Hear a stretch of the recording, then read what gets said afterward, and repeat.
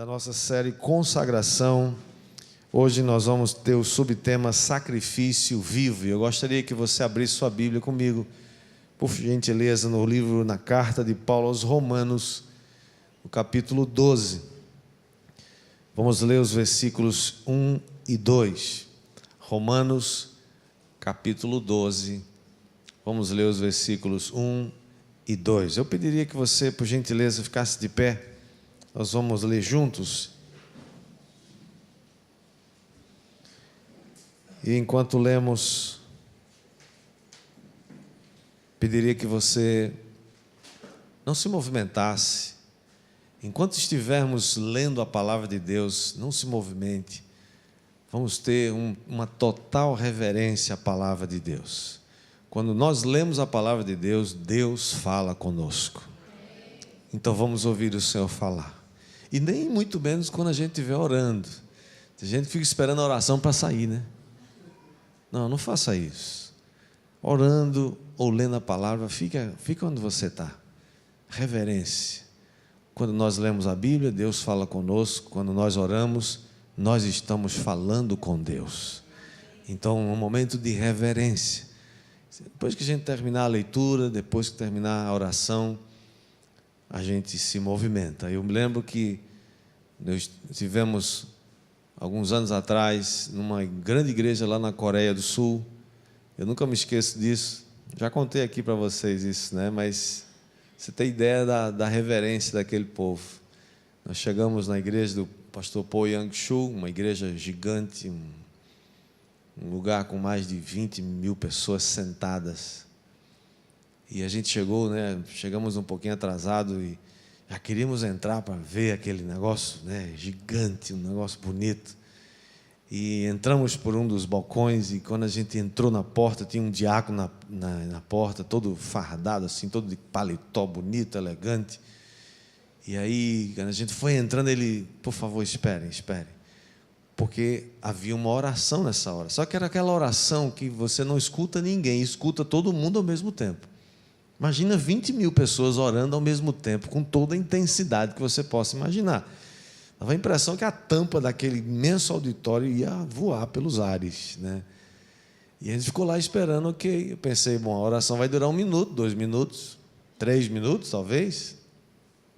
E deu 5, deu 10, deu 15 minutos, e a oração não parava e a gente lá esperando. Até que quando a oração terminou, aí o diácono falou, agora vocês podem entrar. A gente entrou e sentou e fomos ouvir a palavra. Portanto, irmãos, é uma reverência, vamos aprender isso, tá? Vivemos num país muito irreverente. Um país que desrespeita os símbolos nacionais hoje, não respeita a bandeira brasileira. Desrespeitar a bandeira brasileira é crime, né?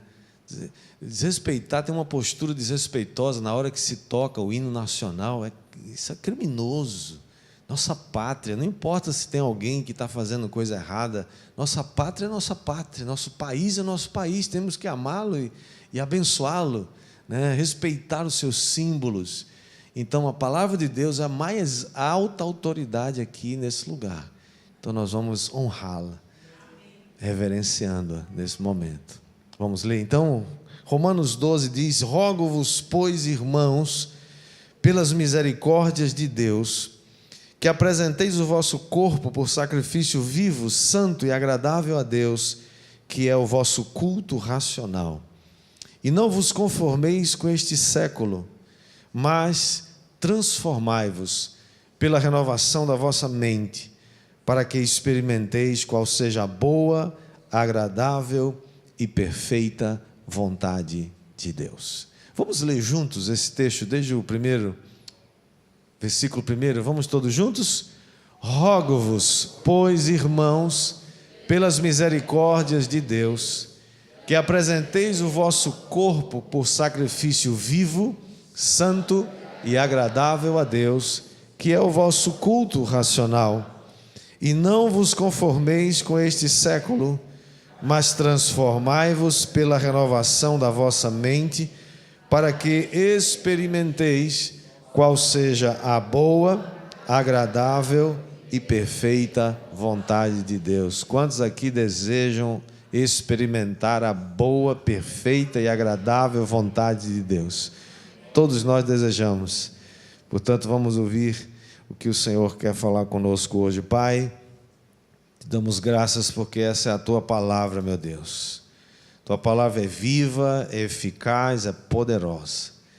E nós a reverenciamos nessa hora e pedimos que o Espírito Santo, que a inspirou, nos ensine, nos fale ao coração, nos diga aquilo que Ele mesmo quer dizer à igreja hoje. Que o Senhor nos dê um coração aberto, um coração boa terra, e que a Tua palavra caia como um orvalho de vida sobre as nossas vidas, para que possamos dar muito fruto, em nome de Jesus. Todos dizem amém. Pode assentar, querido.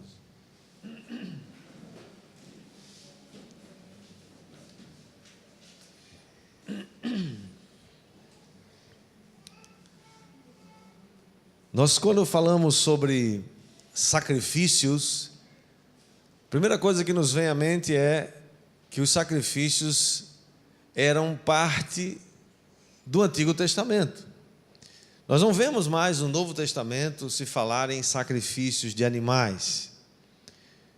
Mas a pergunta é se os sacrifícios cessaram. E a resposta é: os sacrifícios de animais cessaram. Nós não precisamos mais sacrificar nenhum animal como oferta pelo pecado ou pela culpa, porque Jesus se tornou o nosso sacrifício definitivo. Glória a Deus por isso. Os sacrifícios eram, na verdade, uma exigência da antiga aliança que Deus havia feito com Israel. E embora esses sacrifícios não fossem únicos dentre tantas nações onde Israel existia ali no Oriente Médio, os sacrifícios eram e foram ensinados por Deus como uma oferta pelo pecado e uma oferta pela culpa. Por séculos, por pelo menos 1.500 anos aproximadamente, o povo de Israel ofereceu sacrifícios e eles deveriam ser obrigatoriamente oferecidos sobre um altar. Um altar, segundo a descrição do Antigo Testamento, era um lugar de pedras, um ajuntamento de pedras onde se sacrificava esses animais. Nós vemos no livro do Gênesis, pela primeira vez, a menção de um altar, no capítulo 8 de Gênesis, quando Noé, ao sair da arca, ele ergueu um altar ao Senhor e ofereceu um sacrifício. Todas essas leis que deveriam ser observadas e os regulamentos dados pelo próprio Deus estão descritos no livro do Levítico, especialmente nos primeiros 7 capítulos.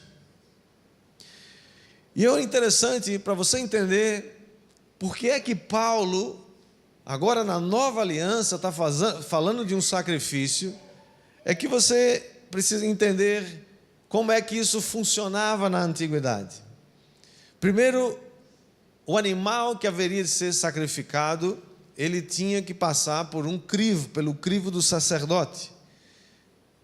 E ele só podia ser de animais considerados limpos, ou seja, poderia ser um novilho, poderia ser um cabrito, uma ovelha, também poderia ser uma pombinha ou uma rolinha, dependendo das condições do ofertante. Agora, não poderia ser de maneira nenhuma nenhum outro tipo de animal. Não podia ser um jumento, não podia ser um cavalo, não podia ser um camelo. Por quê? Porque essas descrições estão lá muito claras no livro do Levítico. Deus havia dado especialmente a Moisés essa incumbência de escrever essas exigências. Então, quando o animal chegava no tabernáculo, e todos deveriam ir a Jerusalém, onde o templo estava, quando o templo foi construído, no caminho, na saída do Egito para a terra prometida, no meio do caminho, eles tinham o tabernáculo. O templo em Jerusalém nada mais era do que uma réplica do tabernáculo que havia no deserto. E ali então o animal era levado, o sacerdote observava, aprovava ou não aquele animal, e depois de aprovado, ele era então sacrificado sobre o altar, ele era imolado, derramava o sangue, e o sacerdote, que era o único que poderia oferecer o sacrifício, ninguém mais poderia fazê-lo, o sacerdote então tomava daquele sangue do animal numa bacia e aspergia nas extremidades do altar e queimava o restante do animal. E um detalhe, exceto o couro do animal, que se tornava propriedade do sacerdote, e uma pequena parte da carne, que também servia para a alimentação do sacerdote. O restante tudo era queimado. E esse sacrifício tinha um objetivo: era fazer com que houvesse expiação do pecado, ou expiação da culpa. A gente sabe, e o próprio livro dos Hebreus, carta aos Hebreus, diz que sangue de animais, não há poder no sangue de animais para tirar pecado de ninguém. No entanto, aqueles sacrifícios feitos com animais eram uma sombra daquilo que haveria de vir no futuro, quando Jesus Cristo seria levantado numa cruz lá em Jerusalém, como o único e definitivo Cordeiro de Deus, cujo sangue tira e continua tirando todo o pecado do mundo. Portanto, a expiação que o sangue do Cordeiro fazia ou tipificava era algo que tem a ver com o perdão dos pecados, era algo que tinha a ver com cobrir aqueles pecados, era algo que tinha a ver com apagar a memória do pecado, ou fazer um resgate por meio de um substituto. Aquele animalzinho era um substituto para o culpado. A pessoa que havia pecado levava aquele animal inocente se tornava agora culpado e era sacrificado no altar. Foi isso que Jesus fez por mim e por você. Ele se tornou culpado, ele recebeu sobre si a punição de todos e dos meus e dos seus pecados, e pagou, ele expiou essa culpa, ele apagou a memória dos seus pecados, e ele se tornou substituto. Quem deveria estar naquela cruz era eu, quem deveria ter sido crucificado naquela cruz era eu e você, mas Jesus tomou o meu e o seu lugar, para que a gente tivesse vida e fôssemos perdoados. E todas as vezes, é por isso que você pode ter a absoluta certeza, que todas as vezes que você pedir perdão a Deus pelos seus pecados, em nome de Jesus, você pode ter certeza que eles já foram perdoados. O único pecado que não pode ser perdoado é aquele pecado que não foi confessado. Porque se nós confessarmos os nossos pecados, Ele é fiel e justo para nos perdoar os pecados e nos purificar de toda injustiça. 1 João 1,9. No entanto, a carta de Hebreus diz claramente que aqueles sacrifícios não eram capazes de nos conectar de volta para Deus. Ele apenas lidava com a questão do pecado ou da culpa. Somente Jesus foi capaz de abrir esse novo e vivo caminho que nos levou de volta para Deus. Quando Jesus morreu, naquele dia, diz a Bíblia que o véu do santuário foi rasgado de alto a baixo, e aquela separação que havia entre o lugar santo e o lugar santíssimo, o santo dos santos, deixou de existir, e agora você e eu temos acesso à presença do Pai. Você pode pedir ao Senhor diretamente a Ele. Nós não precisamos mais de alguém que faça isso por nós, como na antiga aliança. Não precisamos mais que os sacerdotes ofereçam o sacrifício, porque Jesus já se ofereceu como sacrifício e já abriu o caminho que você mesmo pode entrar. Quem vai dar glória a Deus por isso? Mas o apóstolo Paulo vem agora, depois que os sacrifícios cessaram, e diz: eu rogo a vocês, eu clamo. Rogar é mais do que pedir. Rogar é mais do que suplicar, rogar é pedir com insistência, rogar é quase pedir com desespero, dizendo, pelo amor de Deus, pensa, olha o que eu vou te falar agora, é muito importante, eu rogo a vocês, que vocês se apresentem diante de Deus, ofereçam o seu corpo como um sacrifício vivo, santo e agradável a Deus. Ele não está falando mais de um sacrifício que você deve se auto-imolar. Jesus já fez isso para você não precisa fazer mais isso. Você não precisa se auto-sacrificar, você não precisa mais fazer penitência, você não precisa mais se machucar ou subir uma escadaria de joelhos, tentando alcançar alguma graça ou alguma atenção de Deus, porque a atenção de Deus já foi atraída para o sacrifício de Cristo. Ele é o sacrifício perfeito, esse sacrifício foi aceito, você pode confiar nele, porque Jesus fez por mim e por você. Essa é a essência do Evangelho de Jesus Cristo. Jesus abençoa um pecador que não merece nada, mas que Ele o fez e o tornou digno de receber a salvação e o perdão dos seus pecados. Quem crê, diga amém. Portanto, para você oferecer-se como um sacrifício vivo, santo, que é agradável a Deus, o apóstolo Paulo continua dizendo que esse processo vai nos levar a conhecer a boa, perfeita e agradável vontade de Deus. Portanto, essa é um chamado que o apóstolo Paulo está fazendo para nós. Primeira coisa que ele diz aqui nesse texto, eu queria mencionar 4 coisas, é que, primeiro, ele nos chama para oferecer a nossa vida no altar.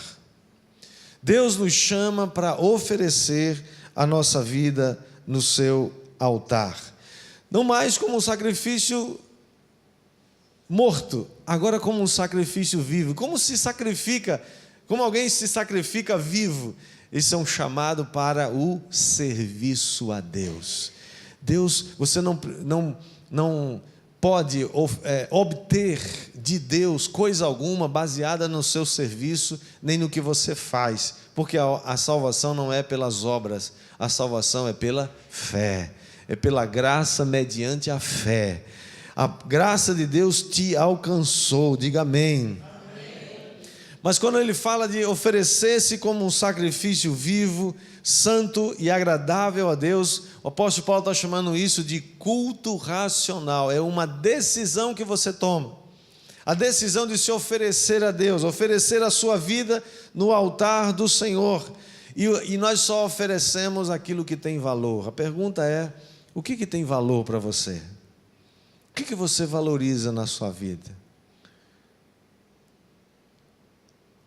Se você quer saber o que você valoriza, olhe para as coisas que você gasta tempo e gasta seu dinheiro. Aquilo que nós valorizamos, nós vamos dar atenção, nós vamos gastar tempo e nós vamos investir os nossos recursos. Mas o chamado é para você perceber as coisas que têm valor, e a Bíblia diz que as coisas que têm valor são eternas. 1 Coríntios capítulo 4, versículo 18, o próprio apóstolo Paulo, escrevendo aos Coríntios, ele diz: não atentando nós nas coisas que se veem, mas nas que se não veem, porque as que se veem são temporais, e as que se não veem são eternas. Somos frequentemente, irmãos, atraídos para coisas passageiras, coisas que passam rapidamente. O mundo passa e a sua concupiscência ou a sua cobiça, mas aquele que faz a vontade do Senhor permanece para sempre. Você quer passar com o mundo ou você quer permanecer para sempre? Depende de onde ou para onde você está olhando, depende das coisas que você está valorizando, porque as coisas que a gente vê com os nossos olhos humanos são temporais, mas as coisas que a gente não vê são eternas, e as coisas que a gente não vê, as coisas espirituais, estão reveladas na palavra de Deus. Você pode ter acesso a elas, você está tendo acesso a elas hoje à noite, diga amém. Por isso o apóstolo Paulo nos chama para entregar a nossa vida. Segunda coisa é, entregue a sua vida totalmente a Ele. Nós temos, às vezes, irmãos, é mais fácil entregar uma parte, sim ou não? Eu vou entregar isso aqui, agora isso aqui não. Isso aqui eu não posso entregar, isso aqui deixa comigo. Isso aqui eu sei fazer melhor, né? A gente chama Jesus para a casa da gente, mas a gente só quer que Ele fique na sala. Não, a sala está bom, sala de visita, né? Agora, não vai lá no meu quarto não, que na minha intimidade só quem fala sou eu, né?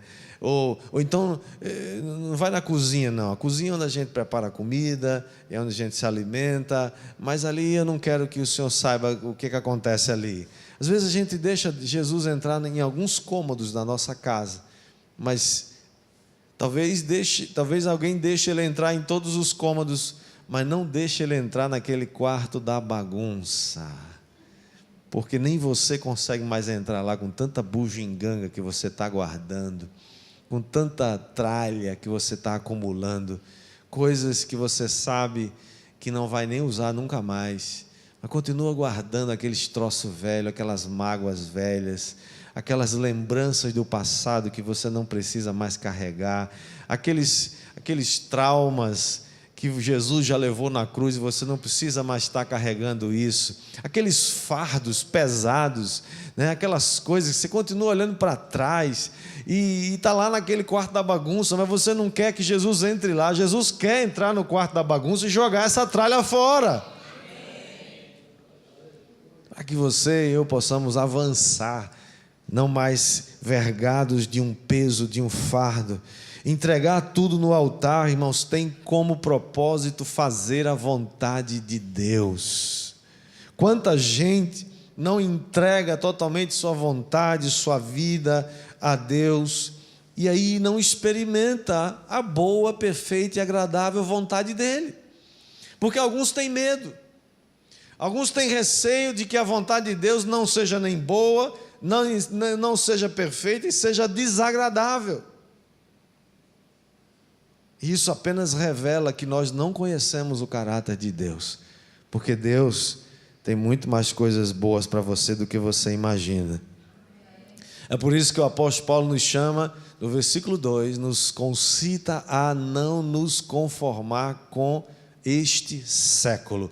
Não se conforme com este mundo, não se conforme com a cultura deste mundo, não se conforme com os valores desse mundo, não se conforme com as ideias desse mundo, não se adapte à cultura desse mundo, mas transforme sua mente para você experimentar essa boa, perfeita e agradável vontade de Deus. E muitas vezes fazer a vontade de Deus significa fazer a sua vontade morrer, significa abrir mão do seu conforto ou daquilo que você sabe que não dói, mas às vezes a vontade de Deus não parece perfeita, não parece agradável, parece muitas vezes desagradável, como foi quando Jesus estava no Getsemane. O que ele disse para Deus numa oração?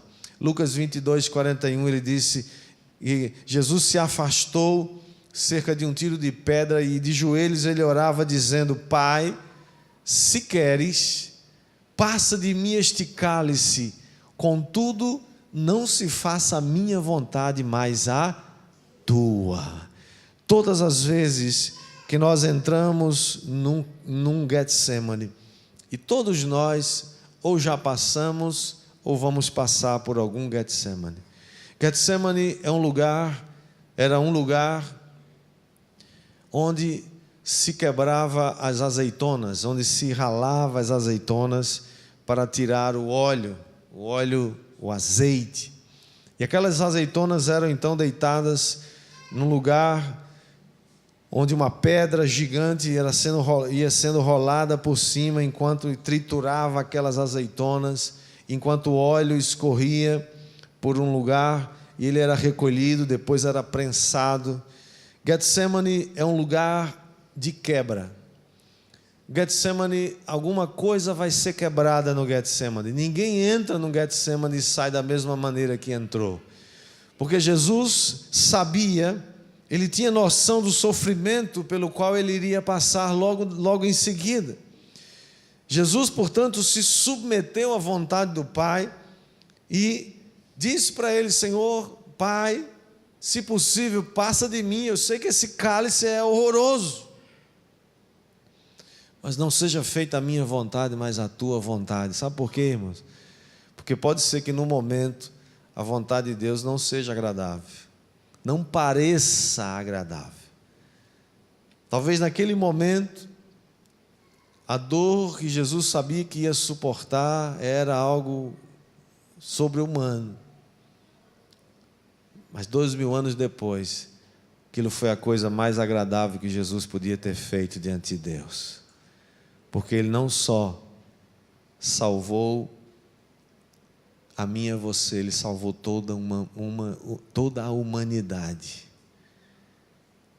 E é assim que muitas vezes acontece. Quando Deus nos pede algo, não é que Ele quer nos impor algum tipo de sofrimento. Quando Deus nos pede algo, é porque Ele sabe o que está pedindo. Por isso, é muito melhor, é uma coisa muito boa, e é a coisa certa a ser feita, é você entregar a sua vida totalmente a Deus. Quem crê e recebe, diga amém. Terceiro lugar, entregue seus planos a Ele.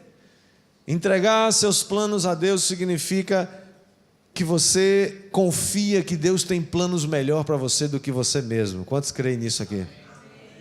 Jeremias 29:11 diz: porque sou eu que conheço os planos que tenho para vocês, diz o Senhor, planos de fazê-los prosperar e não de lhes causar dano, planos de dar-lhes esperança e um futuro. Olha só os planos que Deus tem para nós. Primeiro, Ele tem planos de nos fazer prosperar. Planos de nos fazer prosperar.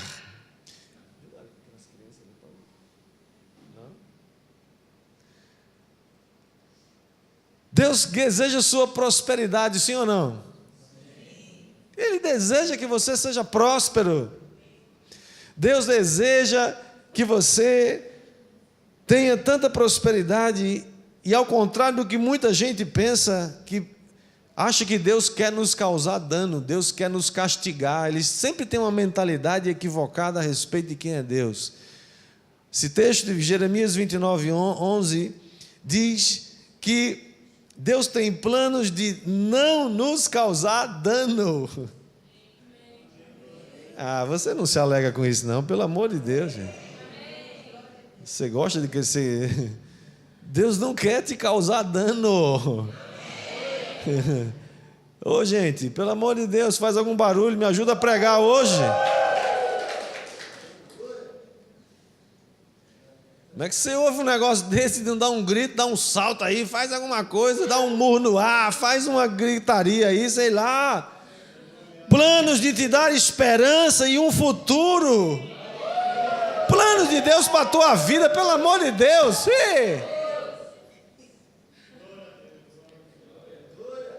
Se você não se empolgar com as coisas do Espírito, você já morreu. Me diga misericórdia. Essas coisas nunca podem fazer com que a gente se acomode e diga: eu já ouvi isso. Não, todas as vezes que você ouvir uma verdade, dê um grito de júbilo. Dê glória a Deus. Senhor, que coisa maravilhosa é saber que o meu Deus tem planos a meu respeito, e os planos deles não são planos ruins, são planos bons, são planos que me abençoam, são planos que me levantam, são planos que me deixam, me levantam a cabeça e me dão esperança. Diga glória a Deus. Jesus te comprou com um sangue precioso, e você agora pertence a Jesus. Por isso, se você deseja entregar, se você deseja colocar a sua vida no altar do Senhor como um sacrifício vivo, santo e agradável a Deus, entregue totalmente sua vida a Ele. Entregue seus planos a Deus e deixe que o mais Ele vai fazer. Como diz o Salmo 37, entrega teu caminho ao Senhor, confia nele e o mais ele fará. E por último, quarto lugar, já não sou eu quem vivo, mas Cristo vive em mim. Gálatas 2:20 diz: fui crucificado com Cristo, assim já não sou eu quem vive, mas Cristo vive em mim. A vida que agora vivo no corpo, vivo pela fé no Filho de Deus, que me amou e se entregou por mim. Para mim, o viver é Cristo. E para que Cristo viva em mim, é necessário que o meu egoísmo morra. Você está disposto a deixar seu egoísmo morrer? Você está disposto a não mais viver uma vida dupla? Qual é a vida dupla? É aquela que a gente vive uma vida no domingo na igreja e uma outra vida na segunda-feira. Que a gente deseja as bênçãos de Deus, a gente deseja os benefícios, os planos de Deus, a prosperidade de Deus, mas na segunda-feira muitas vezes a gente está vivendo outra vida. A gente está furando a fila, a gente está mentindo, enganando. Deus nos chama, irmãos, para que esse sacrifício seja diário, não só no domingo. Esse sacrifício precisa ser todos os dias. Esse é o tempo de consagrar a sua vida. É o tempo de consagração. A igreja do domingo precisa ser a igreja da segunda-feira.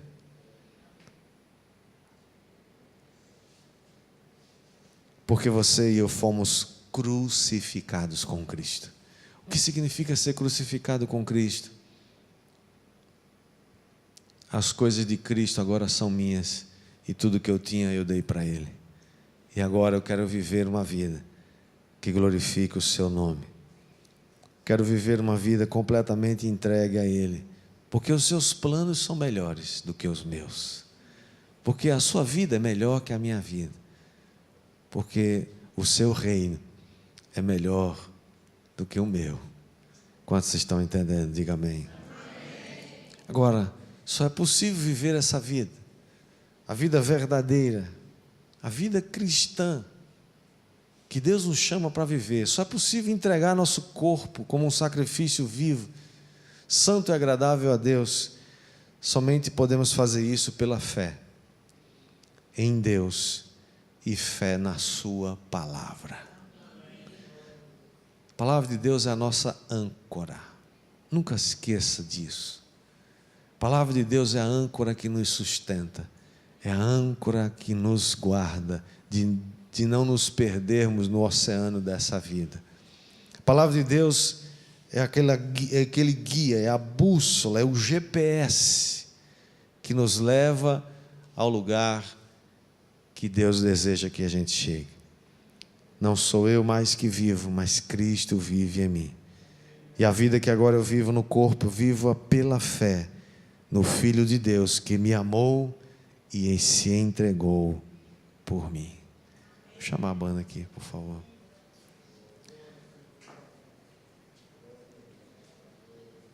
Vamos orar. Abaixa a sua cabeça, feche seus olhos.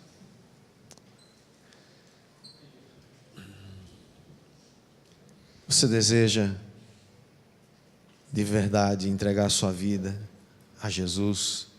Você deseja entregar seus planos a Deus? Você deseja entregar, oferecer o seu corpo, sua vida, suas emoções, seus alvos, seu futuro, entregar ao Senhor como um sacrifício vivo, como um culto racional, como uma decisão,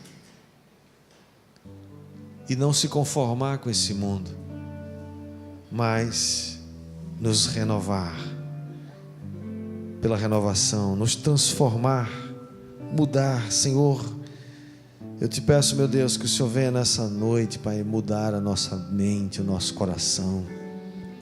Vem tirar de nós aquilo que não agrada o Senhor, meu Deus. Queima agora, Senhor, desfaz agora aquilo que não é do Senhor.